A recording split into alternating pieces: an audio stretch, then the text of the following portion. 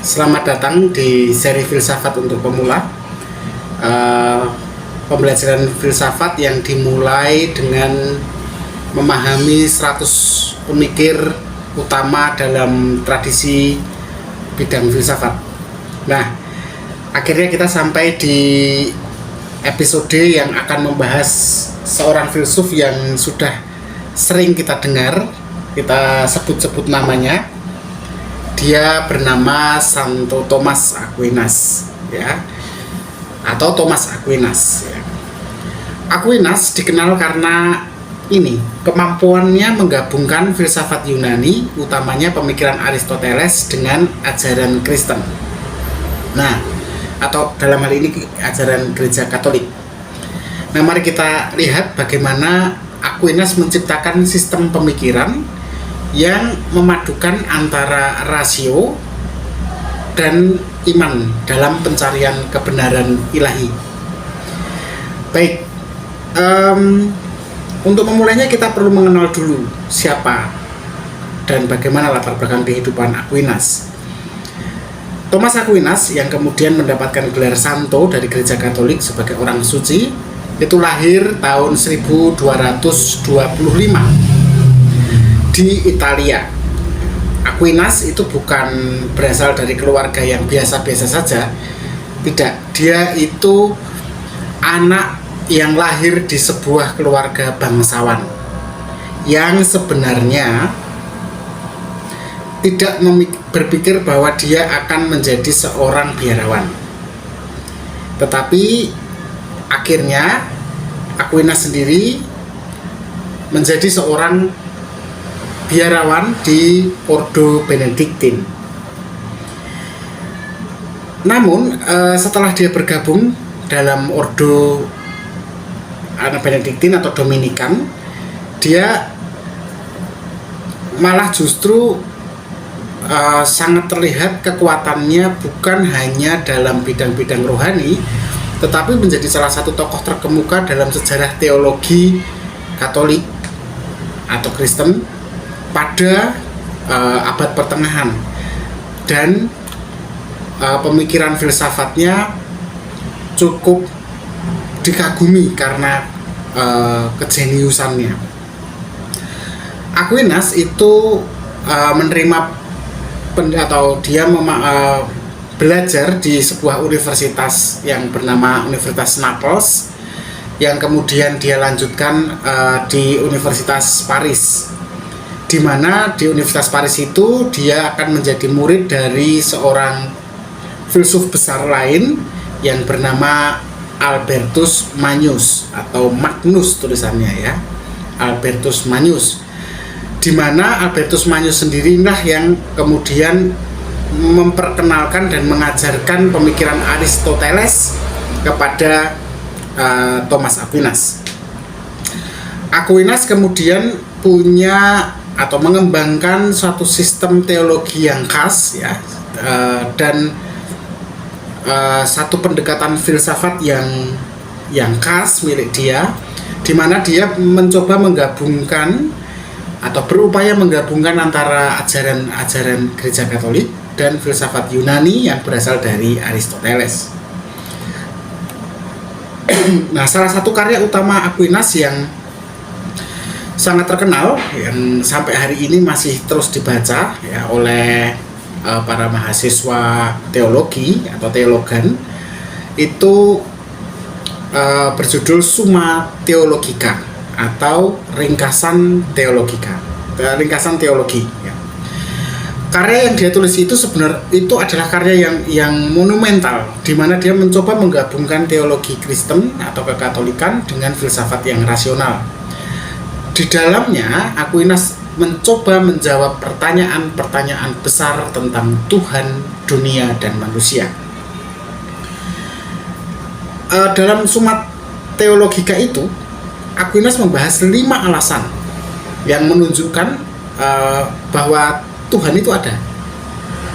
Ada 5 alasan yang menunjukkan bahwa Tuhan itu ada. 5 alasan itu kemudian dikenal dengan istilah 5 ways atau 5 cara, di mana dia mencoba menggunakan argumen rasional untuk membuktikan adanya Tuhan. ya seperti argumen dia tentang gerakan, sebab akibat, dan desain dunia yang teratur. Selain itu, Aquinas juga menjelaskan konsep-konsep dasar dalam teologi Kristen atau Katolik, seperti tentang penciptaan dunia, hakikat manusia, dan keselamatan. Semuanya itu dia tuliskan dengan pendekatan yang rasional dan sangat sistematis. Salah satu kontribusi besar Aquinas dalam filsafat adalah pandangannya tentang hubungan antara iman dan akal, ya, iman dan akal. Aquinas berpendapat bahwa iman dan akal tidak bertentangan, tetapi saling melengkapi. Ya, dari video-video sebelumnya dalam pemikir-pemikir yang berbeda, kita sudah belajar bahwa isu ini memang isu yang sangat populer ya di masa-masa itu.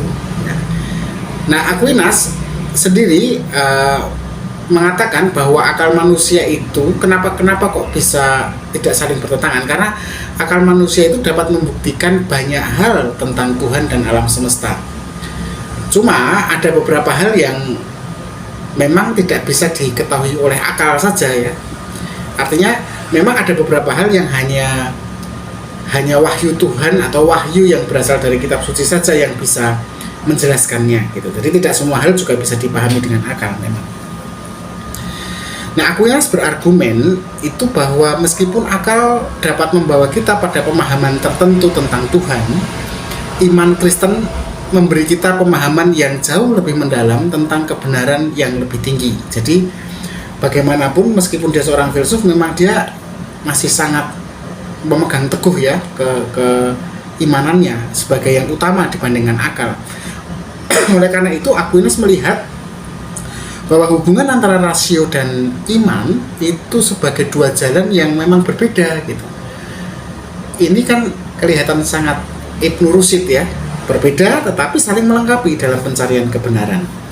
Jadi jangan iman kemudian di logika gitu ya, atau logika yang menjadi di religiuskan. Tidak, dua-duanya tetap dalam kondisi yang berbeda tetapi saling melengkapi gitu. Semoga teman-teman bisa paham maksudnya. Aquinas itu mengembangkan satu teologi yang sering disebut sebagai teologi of nature ya, atau teologi alam.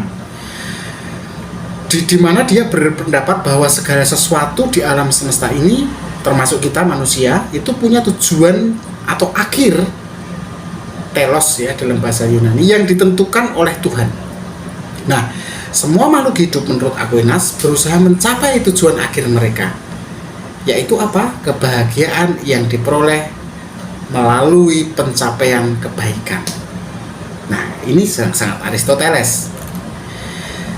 Nah, kalau di dalam etika, dalam bidang etika, Aquinas kan juga banyak membahas itu ya. Aquinas itu mengadopsi pandangan Aristoteles tentang kebajikan dalam bidang etika ya. Tetapi dia kemudian mengintegrasikannya dengan ajaran Kristen atau Katolik.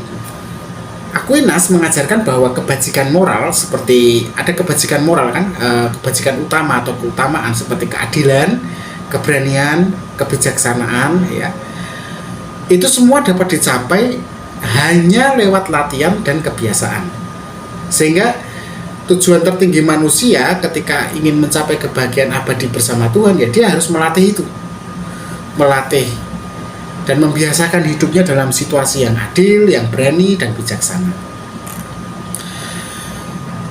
Pemikiran Thomas Aquinas sangat berpengaruh sebenarnya, tidak hanya dalam tradisi gereja Katolik atau Kristen, tetapi juga berpengaruh sekali dalam filsafat Barat.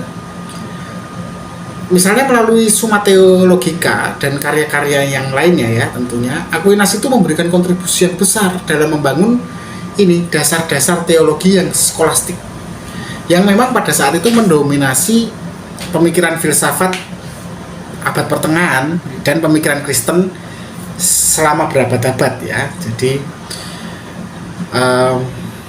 nggak bisa dilepaskan peran dia dalam bidang filsafat dan teologi. Nah, Aquinas itu banyak mempengaruhi banyak filsuf-filsuf besar ya, seperti para pemikir dan pada masa setelah abad pertengahan, ya masa pencerahan, seperti René Descartes, ya, Descartes kalau teman-teman, nanti kita akan bahas juga itu, René Descartes dan Immanuel Kant. Pengaruh dari Aquinas dalam pemikiran Barat yang besar itu yang kemudian mempengaruhi dua pemikir selanjutnya itu kaitannya utamanya dalam pertanyaan-pertanyaan ini tentang hubungan antara akal dan wahyu, serta tentang bagaimana manusia dapat memahami dunia dan Tuhan. Nah, untuk kita yang pemula ini, apa yang kita bisa pelajari dari Santo Thomas Aquinas itu? Kita belajar pentingnya mencari kebenaran, ya, dari Thomas Aquinas kita belajar pentingnya mencari kebenaran dengan cara yang rasional dan sistematis. Itu sebenarnya poinnya sangat sederhana. Jadi Aquinas itu mengajarkan kalau kita itu tidak perlu memisahkan rasio kita dari iman, tetapi justru keduanya itu harus dijalankan bersamaan dalam pencarian kita akan Tuhan dan kebahagiaan sejati kita. Selain itu, Aquinas menunjukkan kepada kita bahwa kebajikan dan etika itu bukan hanya soal mengikuti perintah atau kewajiban saja. Oh, kita harus bajik atau kita harus etis, tidak. Tetapi juga tentang bagaimana mengembangkan kebiasaan yang baik yang membawa kita menuju ke titik tujuan tertinggi kita sebagai manusia. Apa itu? Kebahagiaan abadi bersama Tuhan. Itu dalam konteks pemikiran Aquinas, ya. Nah, saya pikir cukup, ya. Itulah Thomas Aquinas, ya, Santo Thomas Aquinas, seorang pemikir besar yang membantu menyatukan filsafat rasional dengan ajaran agama. Dia memberikan dasar yang kuat bagi teologi Kristen dan filsafat moral, ya. Terima kasih teman-teman sudah mengikuti filsafat untuk pemula ini. Jangan lewatkan episode berikutnya, kita akan membahas pemikiran filsuf-filsuf lainnya yang mempengaruhi dunia pemikiran Barat.